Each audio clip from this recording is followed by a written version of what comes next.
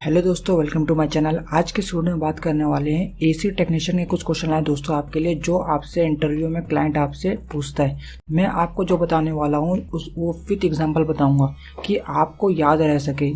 तो याद रहना इंपॉर्टेंट है दोस्तों, कि आप अगर क्लाइंट के सामने बैठते हो तो आपको इंटरव्यू जो क्वेश्चन पूछता है तो आपके जहन में अगर सारी चीज़ें क्लियर होगी तो आप उसको आंसर दे सकते हो। अगर आप रट के जाओगे तो कुछ नहीं होने वाला है।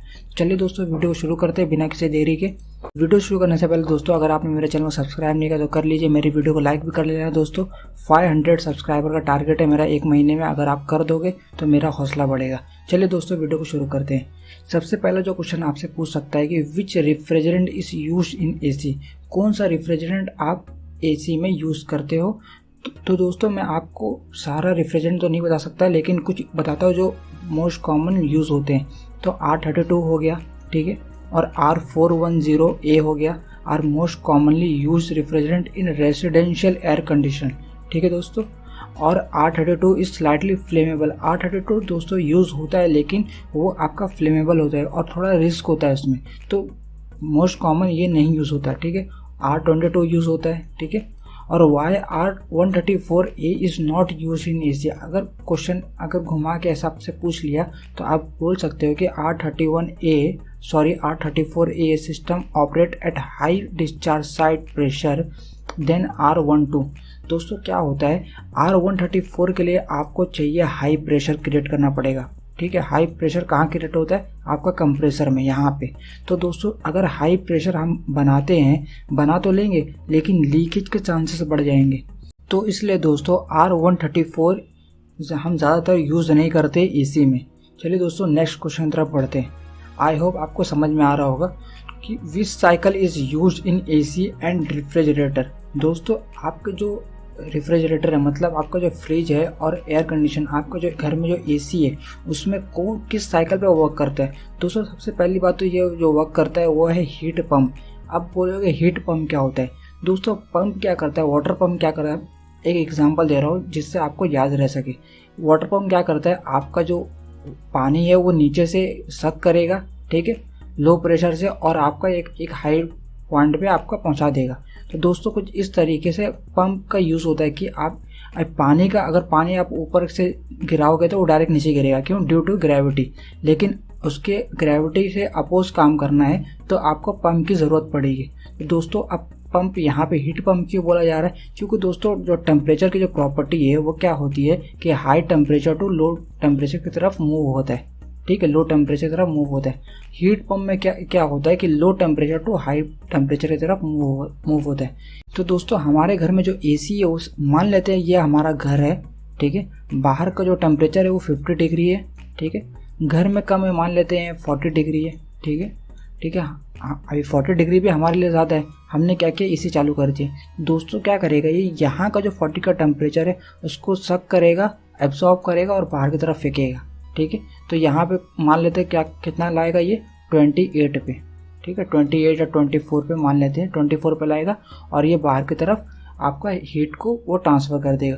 तो इसे कहते हैं हीट पंप। तो हमारा जो एसी है और रेफ्रिजरेटर है हीट पंप साइकिल पे वर्क करता है, और वेपर कंप्रेशन साइकिल हमारे जो एसी है, हमारे रेफ्रिजरेटर, बहुत सारे रेफ्रिजरेटर में हमारा वेपर कंप्रेशन साइकिल ही यूज़ होता है। वेपर कंप्रेशन साइकिल क्या होता है दोस्तों, उसमें कंप्रेसर यूज़ होगा, और एक होता है वेपर एब्जॉर्प्शन साइकिल, तो वो अलग है, वो पूरा ही अलग है, उसमें जनरेटर यूज़ होता है, एब्जॉर्बर यूज़ होता है, वो उसमें कंप्रेसर नहीं होता। अगर डिफरेंस पूछ लिया आपसे कि वेपर कंप्रेसर और वेपर एब्जॉर्प्शन में क्या डिफरेंस है, तो आप ये बोल सकते हो कि वेपर कंप्रेशन में कंप्रेसर यूज़ होता है और वहाँ पे जनरेटर और एब्जॉर्बर यूज़ होता है प्रेशर और टेम्परेचर को इंक्रीज़ करने के लिए, ठीक है दोस्तों। यहाँ पे कंप्रेसर है, वही काम है प्रेशर और टेम्परेचर को इंक्रीज़ करने के लिए। तो आप समझिए में आ गया कि हीट पंप क्या होता है और वेपर कंप्रेशन रेफ्रिजरेशन सिस्टम क्या होता है, ठीक है। और वेपर कंप्रेशन साइकिल वहाँ यूज़ होता है जहाँ पे इलेक्ट्रिसिटी ज़्यादा होती है, क्योंकि वेपर कंप्रेशन ही आपका प्रेशर टेम्परेचर को सक्शन में और डिस्चार्ज में काम में लिया जाता है, ठीक है। तो यही पूरा रिस्पॉन्सिबल है सारे सिस्टम को रन करने के लिए। और वेपर एब्जॉर्प्शन में वहाँ पे हीट दिया जाता है जनरेटर में, ठीक है, वो अलग है, उस पर एक और वीडियो मैंने बना चुका हूँ, आपको चाहिए तो मैं आपको डिस्क्रिप्शन में दे दूंगा, आप वहाँ से जाकर चेक कर सकते हैं। नेक्स्ट क्वेश्चन है दोस्तों कि what is compressor and its function, ठीक है, इन एसी। दोस्तों एसी में कंप्रेसर का काम क्या है और उसका मतलब होता क्या है वो दोस्तों, उसका जो पर्पज़ है वो circulate refrigerant in the system under pressure. मतलब कि दोस्तों ये जो है यही रिस्पॉन्सिबल है पूरे सिस्टम को रन करने के लिए, ठीक है। और जैसे कि इस डायग्राम में आप देख सकते हो कि यहाँ पे जब डिस्चार्ज लाइन में प्रेशर को इंक्रीज कर रहा है, ठीक है, और टेम्परेचर को इंक्रीज कर रहा है, तो आप डायग्राम से भी समझ सकते हो कि ये प्रेशर और टेम्परेचर को इंक्रीज करता है और आपके सिस्टम को रन करता है। तो आपको दो फंक्शन इसका बता देना है वहाँ पे, तो आपके चांसेस बढ़ जाएंगे सिलेक्शन के। चलिए दोस्तों नेक्स्ट क्वेश्चन की तरफ बढ़ते हैं कि what is suction and discharge line in AC. दोस्तों सक्शन लाइन क्या होती है? सक्शन लाइन दोस्तों ये होती है, मतलब कि इवेपोरेटर से आपका कंप्रेसर तक ये होती है सक्शन लाइन, ठीक है, और आपका कंप्रेसर से कंडेंसर तक ये होती है आपकी डिस्चार्ज लाइन, ठीक है। तो यहाँ पे आप देख सकते हो ये कुछ स्क्रॉल टाइप आपका कंप्रेसर है, और स्क्रॉल टाइप कंप्रेसर में दोस्तों हमेशा क्या होता है, इतना याद रखना कि जो डिस्चार्ज लाइन होगी वो हमेशा ऊपर से होगी, ठीक है, और जो सक्शन होगी वो नीचे से होगी। तो ये याद रखना स्क्रॉल टाइप में। और स्क्रॉल टाइप क्यों यूज़ करते हैं? क्योंकि ये बहुत ही एनर्जी इफिशियंट है, ठीक है, एनर्जी को एकदम आपका इफिशियंट तरीके से यूज़ करता है और आपको प्रॉपर आपको रिजल्ट निकाल के देगा। चलिए दोस्तों नेक्स्ट क्वेश्चन की तरफ बढ़ते हैं। नेक्स्ट क्वेश्चन है दोस्तों कि what is discharge line temperature in AC.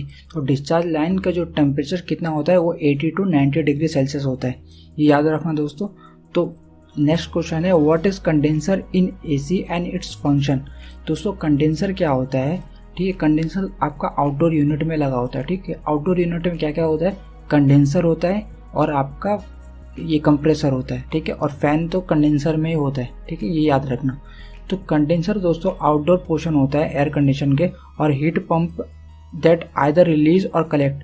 अब दोस्तों एक एग्जांपल के थ्रू समझते हैं कि मान लो कि बाहर जो है वो विंटर का सीजन है, ठीक है, समर नहीं है विंटर है, ठीक है, बाहर मान लेते हैं -2 है, ठीक है, -2 डिग्री सेल्सियस है, और जो आपके घर में है वो है मान लेते हैं 4 डिग्री सेल्सियस है, ठीक है, 4 डिग्री सेल्सियस है।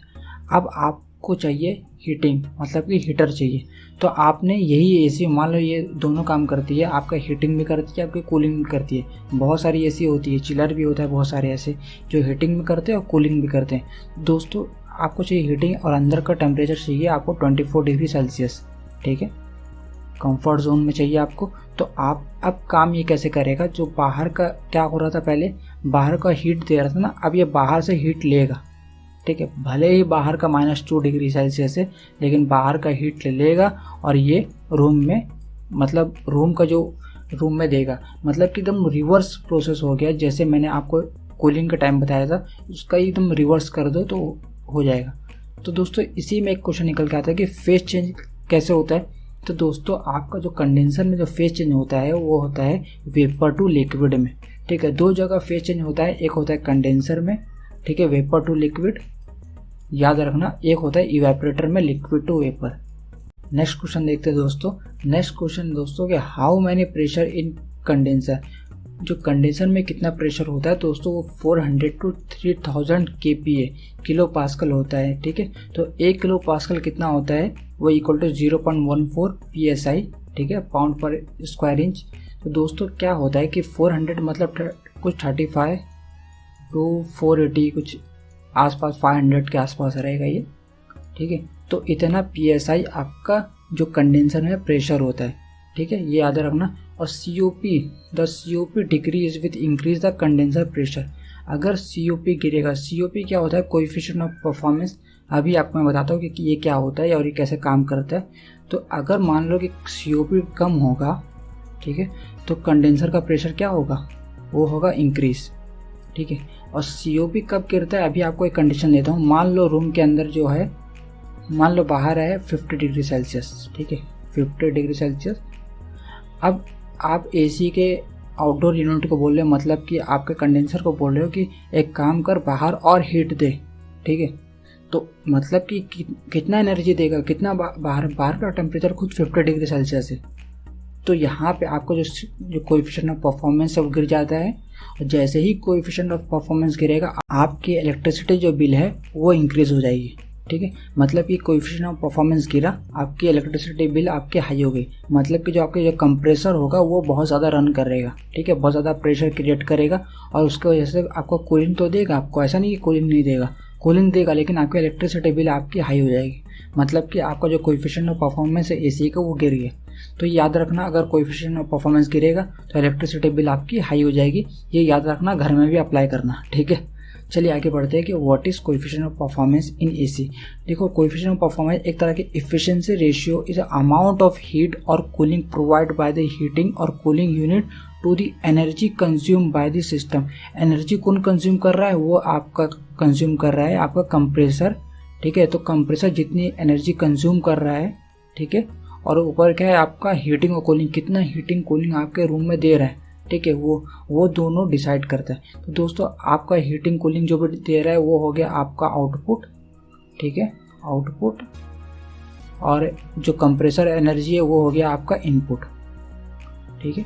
ये होता है आपका COP, ठीक है दोस्तों। और अगर अभी भी नहीं समझ में आया दोस्तों, एक और दोस्तों एग्जांपल दे देता हूँ। अगर आपको COP नहीं समझ में आ रहा है तो मान लेते हैं एक रूम में आप बैठे हो यहाँ पे, ठीक है, बाहर का टेम्परेचर है वो 50 डिग्री सेल्सियस, ठीक है, सिंपल, और आप चाहते हो कि आपके रूम का जो टेम्परेचर हो वो 17 हो, ठीक है, 17 डिग्री सेल्सियस। अब टेम्परेचर डिफरेंस बढ़ गया, जितने ज़्यादा टेम्परेचर डिफरेंस बढ़ेगा उतने ज़्यादा आपका जो COP है वो कम होगी और उतने ज़्यादा आपका इलेक्ट्रिसिटी बिल हाई होगा, ठीक है। और मान लो यहाँ पर 24 डिग्री रखोगे तो COP मतलब थोड़ी बढ़ जाएगी। मान लेते 28 रखते हैं, ऐसा रखना नहीं चाहिए लेकिन फिर भी 28 रखते हैं तो COP और बढ़ जाएगी। मतलब वो टेम्परेचर डिफरेंस जितना ज़्यादा होगा उतना ही आपका जो कोएफिशिएंट ऑफ परफॉर्मेंस है वो डाउन होगी। तो आई होप दोस्तों आपको वीडियो पसंद आई। वीडियो पसंद आए तो मेरे चैनल को सब्सक्राइब कर लेना, मेरी वीडियो को लाइक कर देना। थैंक यू सो मच, मिलते हैं नेक्स्ट वीडियो में। Thank you.